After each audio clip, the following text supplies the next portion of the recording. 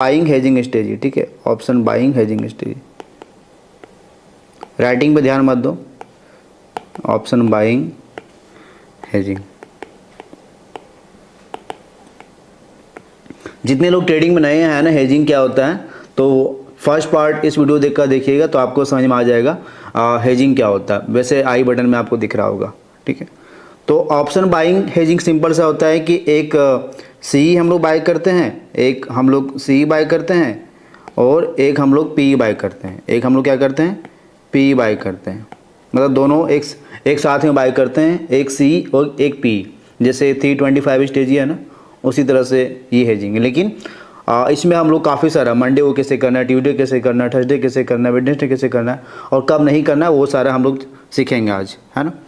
तो पहला जो पॉइंट आता है कि हेजिंग कब करना है, ठीक है। ये तो समझ में आ गया हेजिंग क्या होता है, सी पी बाय करना साथ में, ठीक है। पहला पॉइंट आता है कब हेजिंग करना चाहिए। तो पहला पॉइंट ये है व्हेन टू हेज। मेरे हिसाब से मैंने जो सीखा है,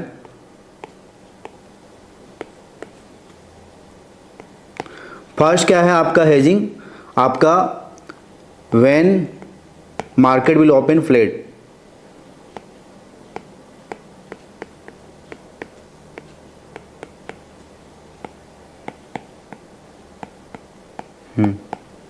जब मार्केट आपका क्या होगा ना, फ्लैट ओपन होगा, तब आपको हेजिंग करना चाहिए, ठीक है।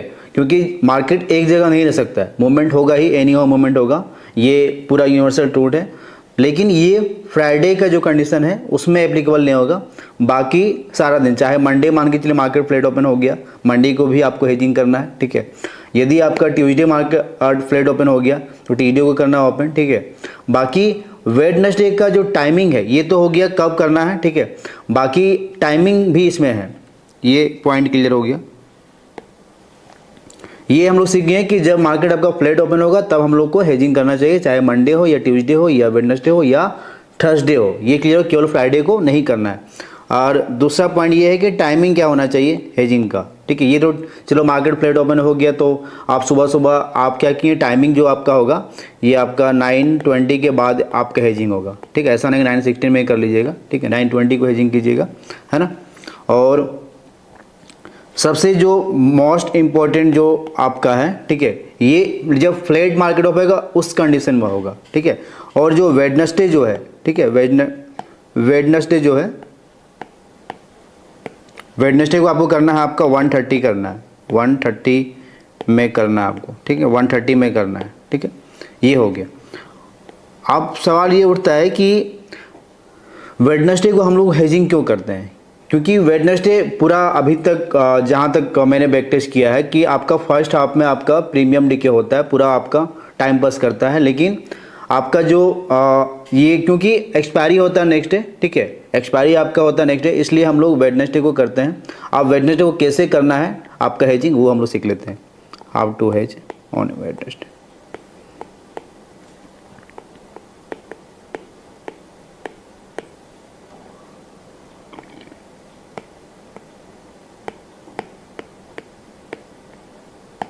तो हम लोग सपोज कीजिए कि हम लोग निफ्टी में कर रहे हैं, ठीक है, निफ्टी में कर रहे हैं हम लोग, वेडनेसडे कर रहे हैं, तो हम लोग फॉर निफ्टी के बारे में पहले लिख लेते हैं, कौन सा स्ट्राइक होना चाहिए और कैसे क्या क्या करना चाहिए वो हम लोग सीख लेते हैं, ठीक है।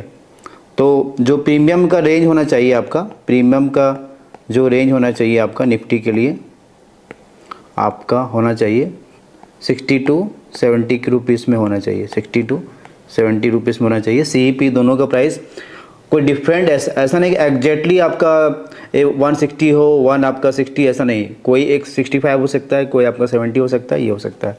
अब दोनों का SL क्या होगा, दोनों का जो SL होगा आपका 20 rupees.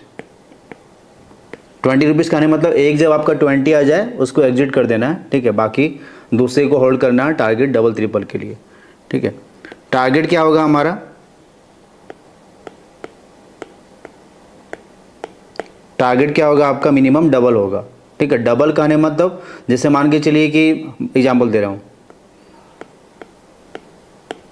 Double in the sense ये हुआ कि सपोज कीजिए कि वेडनेसडे है आज, है ना, और आपने बाई किया है सपोज़ कि 17,500 सी आप बाई किए हैं, ठीक है, 65 रुपीज़ में, ठीक है, और 17,600 पी बाई किए हैं आप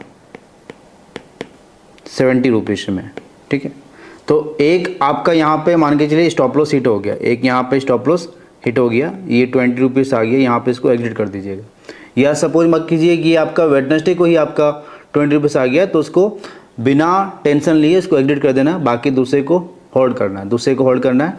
अब इसका टारगेट क्या हो जाएगा, इसका जो टारगेट क्या हो जाएगा, आपका टारगेट आपका हो जाएगा डबल करने मतलब आपका 140 हो जाएगा, 140 हो जाएगा, ठीक है। तो इसमें एक प्रो टिप्स ये है, प्रो टिप्स में बताना चाहता हूँ कि वेडनेसडे का जो आप स्ट्राइक प्लस लेते हैं CP, ठीक है, उससे आपका जो नेक्स्ट जो कमिंग जो नेक्स्ट डे जो आपका वीकली एक्सपायरी होगा वो आपका ट्रेंड क्या हो जाएगा, आपका क्लियर हो जाएगा, ट्रेंड आपका क्या हो जाएगा, उसी से आपका ये ट्रेंड क्लियर हो जाएगा कि वेडनेसडे को आपका C चलेगा कि P चलेगा, मकाने मतलब मार्केट बुलिश रहेगा कि आपका ये बेरिश रहेगा। तो वेडनेसडे को जो आप स्ट्राइक प्लस लेते हैं ना, उससे आपका थर्सडे का क्लियर हो जाता है, ठीक है। तो जैसे अभी हम लोग एग्जांपल लिए थे ना कि सपोज करो कि आपका सी में एसएल हिट हुआ, that means next day market क्या होगा, आपका गिरने वाला और है, ठीक है। या मान के चलिए आपका सी में आपका मान के चलिए पी में एसएल हिट हुआ, तो नेक्स्ट डे क्या है, आपका मार्केट बढ़ने वाला है, ठीक है। तो ये वेडनेसडे का से आप सीख सकते हैं। आप बहुत सारा ऐसा कंडीशन होगा जो वेडनेसडे को नहीं करना है, ठीक है। आप कौन सा कंडीशन होगा, नो वेडनेसडे हेजिंग कब नहीं करना है वो बता देते हैं,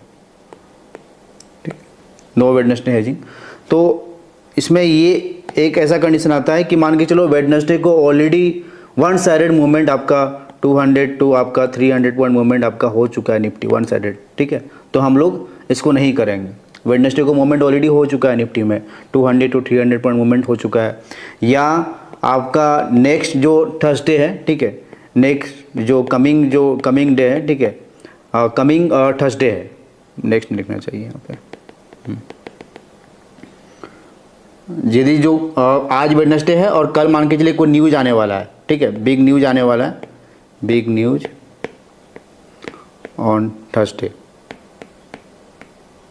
ठीक है, तब वहाँ पे आपको नहीं करना है, तब आपको नहीं करना है। तो हेजिंग सबसे अच्छा वेडनेसडे का तभी काम करेगा जब आपका वेडनेसडे को क्या हुआ है, मार्केट ऐसे ही आपका ऐसे टाइम पास किया, ऐसे टाइम पास किया मार्केट, कहने मतलब वेडनेसडे को वैसे प्रीमियम डे होता है। तो जब ऐसा मार्केट टाइम पास करे, ऐसा नहीं कि वेडनेसडे को ऑलरेडी ऐसा हो गया या आपका ऐसा हो गया, ठीक है, तब आपको वो दिन नहीं करना है, ये रूल्स नहीं अपनाना है, ठीक है। ये वेडनेसडे का सीखिए। आप मान के चलिए हम लोग बैंक निफ्टी में करेंगे, तो बैंक निफ्टी में for bank Nifty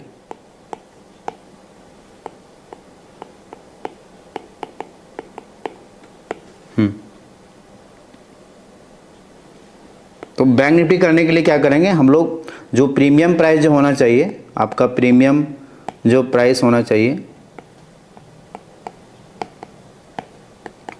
100 to 130 maximum, 100 to 130 होना चाहिए, चाहे सी हो या पी हो, दोनों एक साथ में बाय करना है, एग्जैक्ट सेम होना नहीं चाहिए, ठीक है। और दोनों का स्टॉप लॉस सेम, और स्टॉप लॉस सेम दोनों का होना चाहिए। आपका ये हाफ सॉरी इसका स्टॉप लॉस हो जाएगा आपका ये 40 रुपीज़ हो जाएगा, हाफ से थोड़ा सा कम, है ना। और टारगेट सेम हो जाएगा, आपका टारगेट आपका डबल, मतलब जैसा हम लोग निफ्टी में एग्जांपल लिए, टारगेट क्या हो जाएगा, डबल हो जाएगा। और सेम कंडीशन वेडनेसडे को कब करना नहीं करना है, ये आपको ध्यान रखना है। अब दूसरा जो हेजिंग होता है आपका थर्सडे को, Thursday hedging, Thursday hedge, Thursday को हेजिंग यदि मार्केट आपका फ्लैट ओपन हो गया, ठीक है, यदि आपका गलती से भी यदि आपका फ्लैट मार्केट ओपन हुआ, ठीक है, तो उस दिन आपको आग बन करके आपको हेजिंग करना चाहिए, आग बन करके आपको हेजिंग करना चाहिए। और प्रीमियम जो प्राइस होना चाहिए आपका, ठीक है, प्रीमियम का जो प्राइस होना चाहिए आपका,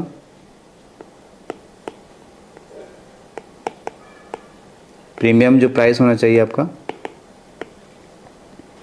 40 to 50 रुपीज़ आपका ये इट्स फॉर निफ्टी। और यदि बैंक निफ्टी में करते हैं तो आपका 70 to 90 रुपीज़ के बीच में करना है। और वही सेम रूल, स्टॉप लॉस आपका हाफ से थोड़ा सा कम, यदि आपने 40 में बाई किया है तो आपका 15 रुपीज़, हाफ से थोड़ा सा कम। ये आपको क्लियर हो गया होगा, है ना।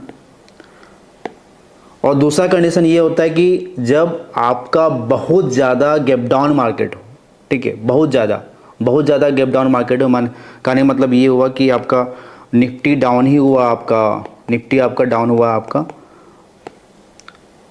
400 से 500 पॉइंट, ठीक है, 400 से 500 पॉइंट आपका डाउन हुआ है, ठीक है।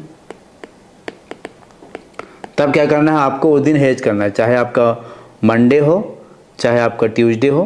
केवल वेडनेसडे का जो टाइमिंग है आपका 1:30 की बात करना है, बाकी मंडे का, ट्यूसडे का और एक्सपायरी का जो टाइमिंग है आपका 9:20 को करना है। ये आपका ऑप्शन बाइंग आपको समझ में आएगा कैसे स्टॉप रखना है, कैसे टारगेट रखना है, तो ये हम लोग समझ में आ गया, ठीक है। तो उम्मीद करते हैं कि आज का सेशन, आज का वीडियो उम्मीद करते